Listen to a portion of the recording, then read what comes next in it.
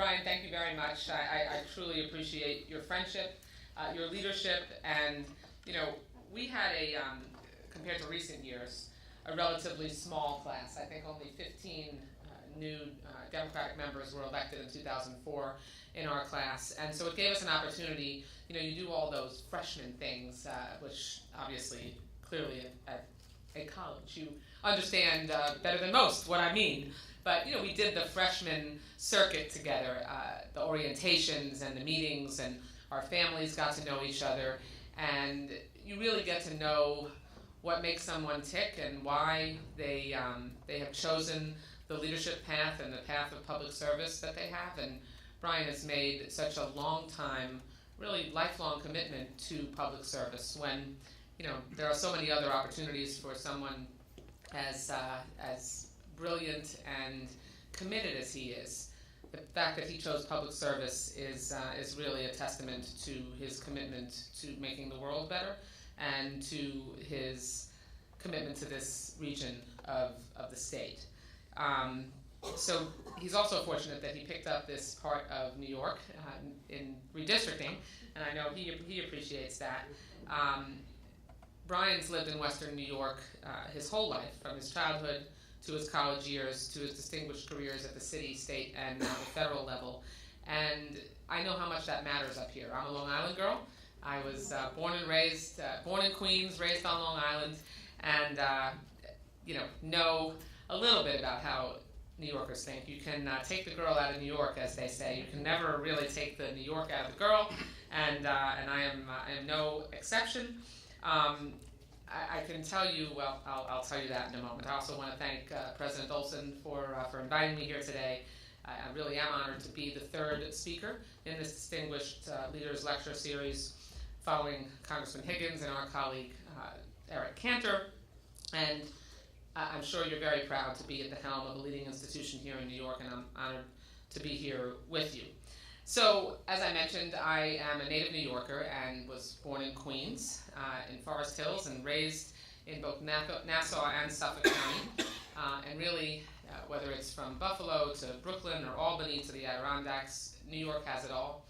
I'm a very proud native New Yorker. I have incredibly fond memories of my childhood growing up here, other than the cold weather, which is why I'm now a Floridian.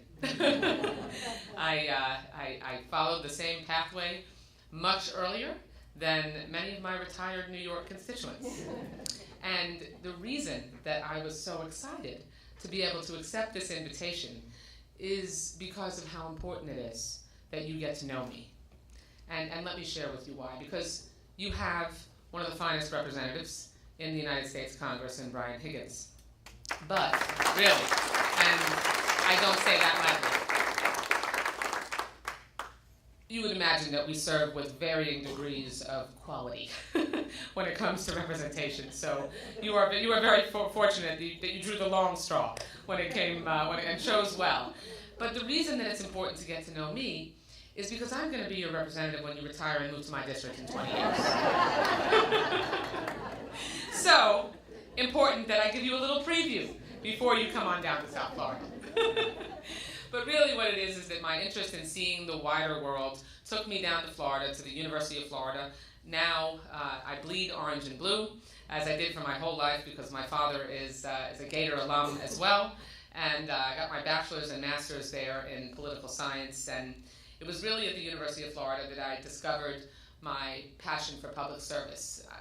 I'm Jewish, and around my family dinner table, my parents really always instilled in me the importance of tikkun olam, repairing the world, and that was part of our responsibility as Jews to make sure that we could at least devote part of our lives to making the world a better place and giving back to our community, especially because we were fortunate. Before I took that pathway, though, I don't think Brian knows this story, I wanted to be a veterinarian. I have always been a very focused person and did whatever I set my mind to, completely 100%, 150%. I'm a nothing halfway person.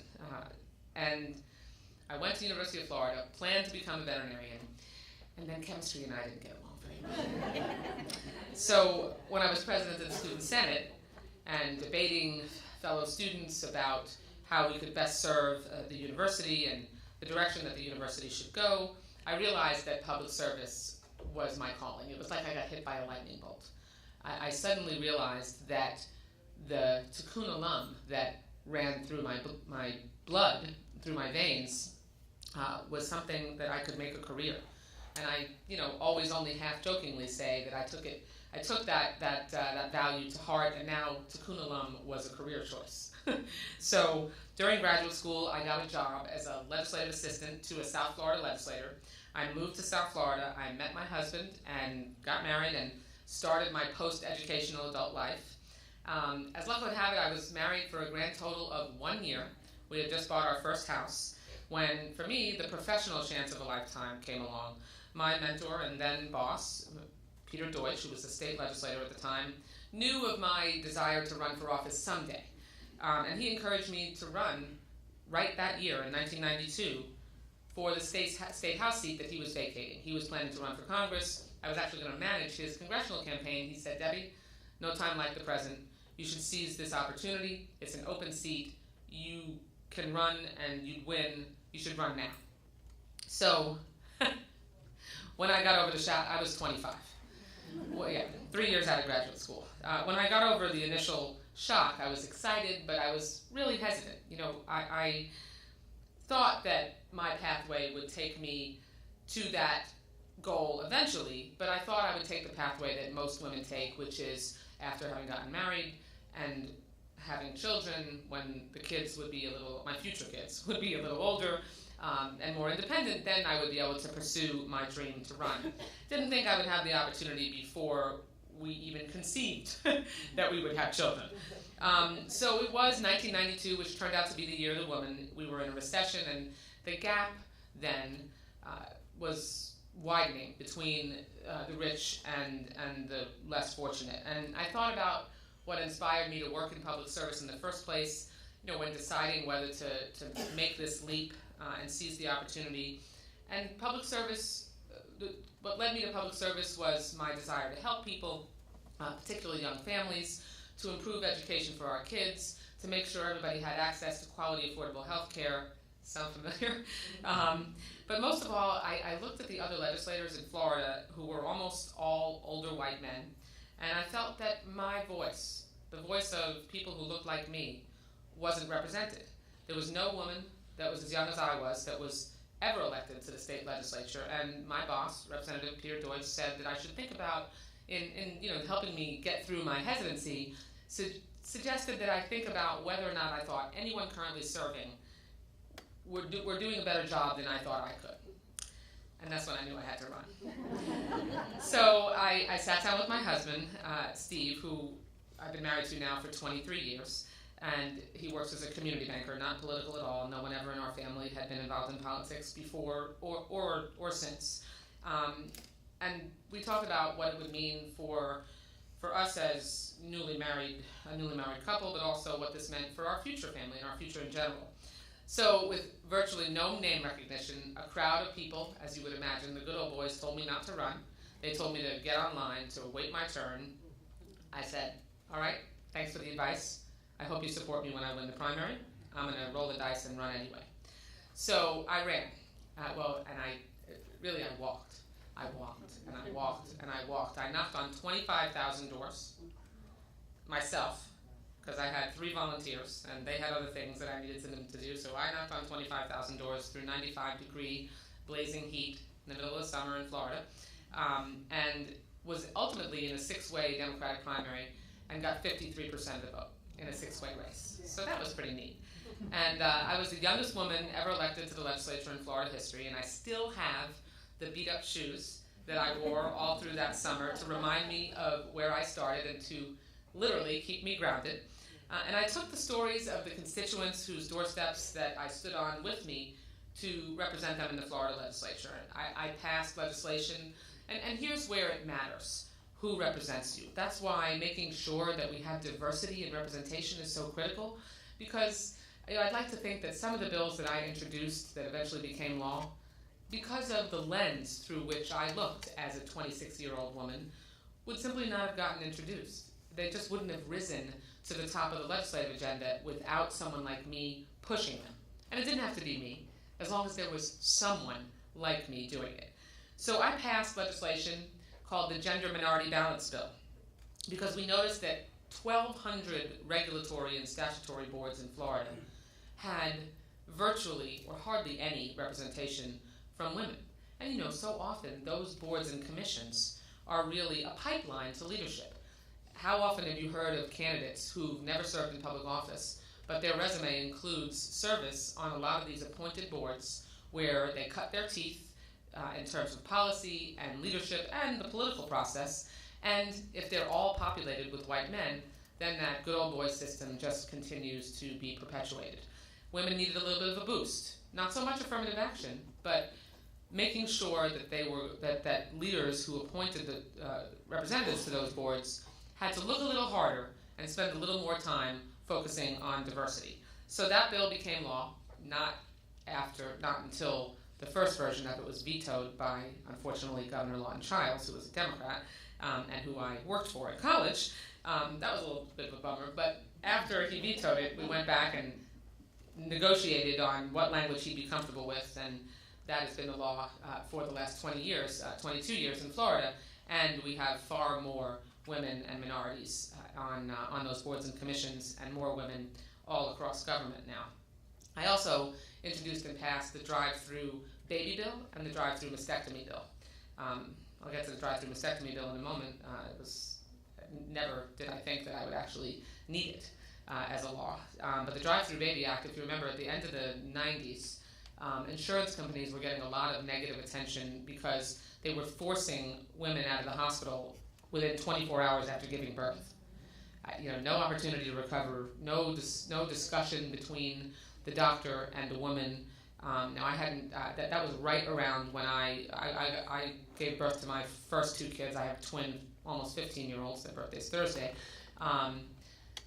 and so I had not yet had kids when I passed this law. But clearly knew that after 24 hours, you were maybe not quite ready to leave the hospital, even if you didn't have a C-section. And that decision perhaps should not be dictated by whether the insurance company is going to cover the bill. It should be dictated by whether the doctor and the patient think they're ready to leave the hospital. So that amazing that we had to pass a law to ensure some common sense when it came to healthcare coverage. So fast forward 12 years later to 2004, 2 dogs, a cat, 2 children, another baby on the way, and another call from now Congressman Peter Deutsch, who let me know he was going to run for the United States Senate, and I should get ready to run for Congress. And it really has been a distinct honor to represent my constituents in South Florida over the last decade in our nation's capital. I've been able to put the values that my parents raised me to believe in, like I said, making the world a better place, giving back to my community, my life's work, which is really an amazing feeling. I mean, to be able to get up every day and spend the whole day thinking and doing the value, work on the values that that have been instilled in me since I could comprehend anything.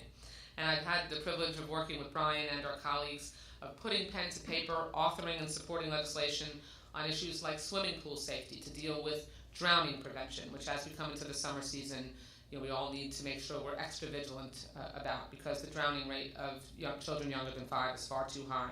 Tax return identity theft, people who file their tax return electronically, and then we have this huge rash of identity theft where thieves are filing people's tax returns for them, collecting their refund, and the taxpayer doesn't find out until they go to file their tax return, and the IRS tells them, oh, you've already filed it, and we've sent out your refund.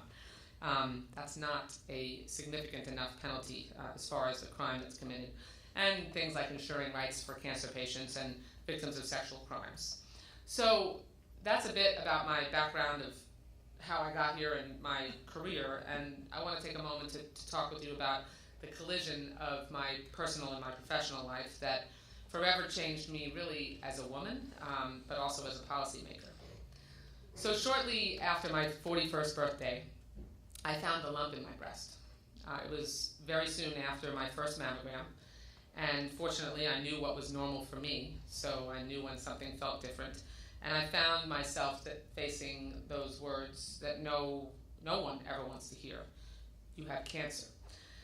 So 7 major surgeries, and 6 years later, I'm standing here before you cancer-free, which is wonderful. But thank you. But that experience changed my life and my policy priorities forever. And I knew that as soon as I was cancer-free, I went through the experience very privately. My children were 4 and 9 when I was diagnosed, and cancer is a really scary thing. And professionally, I really wanted, when you have cancer, and I imagine there's probably at least a handful of cancer survivors in the room, given the statistics, but when you have cancer, you really feel like you've lost all control. It's very isolating, and you just want to get a handle on controlling the things that you can control in your life. And I knew what would happen. I had very early stage breast cancer, and I was going to be okay, but I had a lot to go through in a year. And I didn't want, it was the presidential election year, it was 2008, and I didn't want very well-meaning people to decide for me, or to decide not to ask me to do something, because Debbie's got cancer. So I wanted to control that part of my life and decide for myself how much I was capable of. And I needed normalcy. I couldn't sit out the presidential campaign. I was a national co-chair for Hillary. It was so important to me. It was the most involved that I had ever been in a presidential campaign. And I just needed to make sure that life stayed as normal as possible. So as soon as I was cancer-free, I really knew I would devote myself, double down on my devotion to helping others who faced the same diagnosis that I did and the same challenges that I did as a young woman in dealing with breast cancer. And so that's why I introduced the Breast Health Education and Awareness Requires Learning Young Act, or the EARLY Act, which Brian was a co-sponsor of, which I was so grateful for.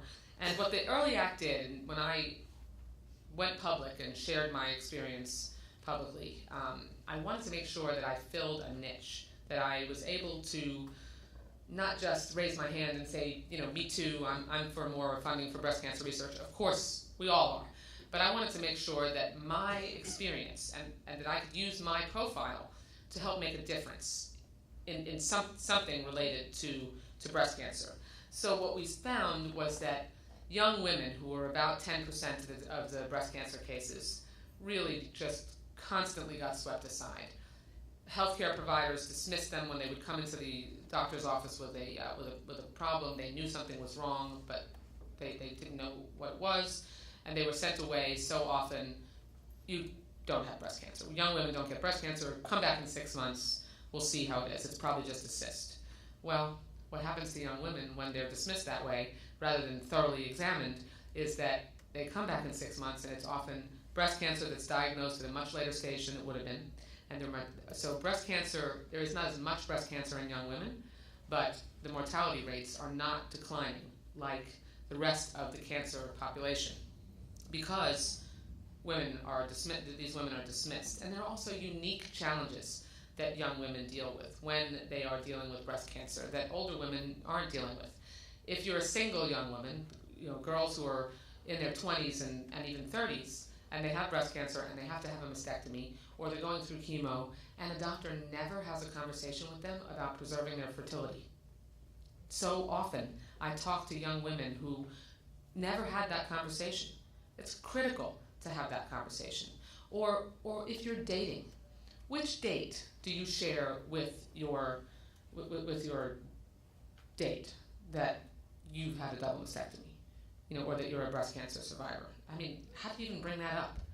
That there are needs that someone in their 50s, 60s, and 70s just don't have to deal with. And thankfully, women in general are living many more years as survivors. So we have challenges that have never really been thought about, because more women died when they had breast cancer than do today. And so we need to make sure that we're addressing their needs. So what the EARLY Act did was it created in the Centers for Disease Control a national education and awareness campaign targeted at young women, so that they could focus on what was normal for them, so they knew when something felt different, and also help highlight the breast cancer risks facing young women 45 and younger, and empower them with the tools that they need to fight the disease and live as survivors.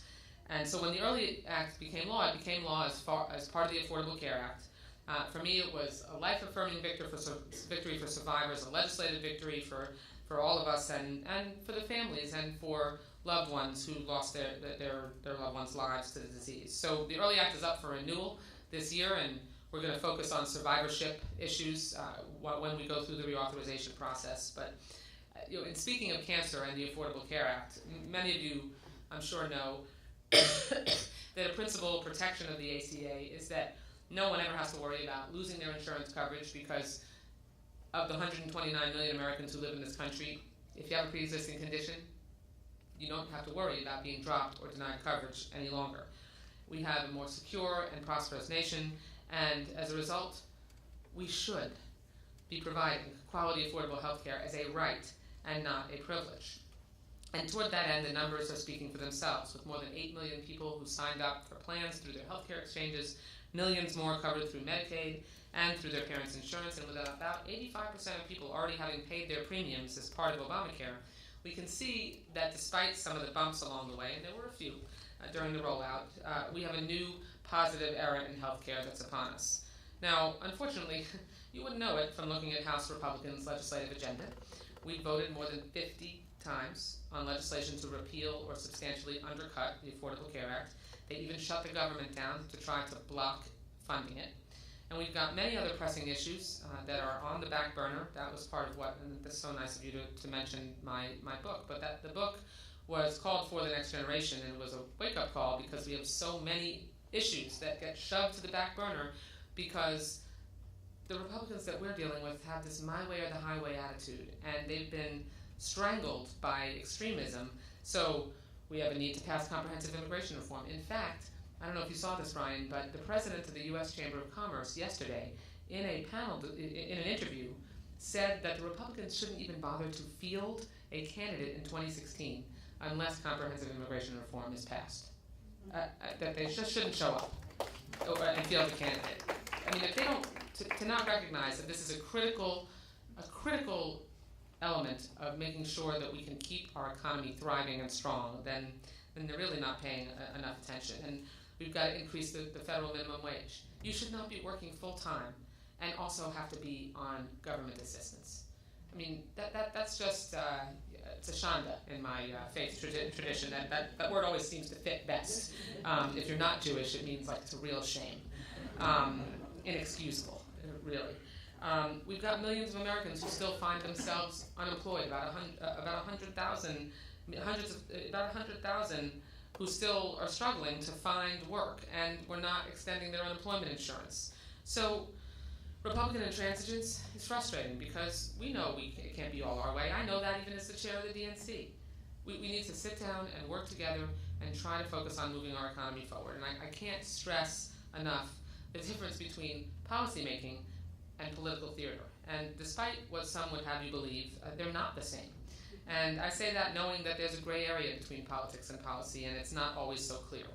So as I wrap up, I want to just tell you, we have real challenges before our nation that need serious solutions. And people like Brian and I are honored to represent our constituents who keep us accountable, who stay informed, who voice their concerns, and who demand action to address those concerns. And like I said, we know that digging in and insisting on everything being our way is not going to get us anywhere. We need to work together. We need to comb through our differences so we can move our country forward. And that's how a healthy, vibrant democracy is supposed to function. And the exchange between citizens and their elected officials is so critical for its success. So thank you again for having me here today. Apologize for being late. We were, combing Main Street to find you. And it really is a privilege to join you at Daemen College today and to be here with my colleague, Brian Higgins. Thank you so much.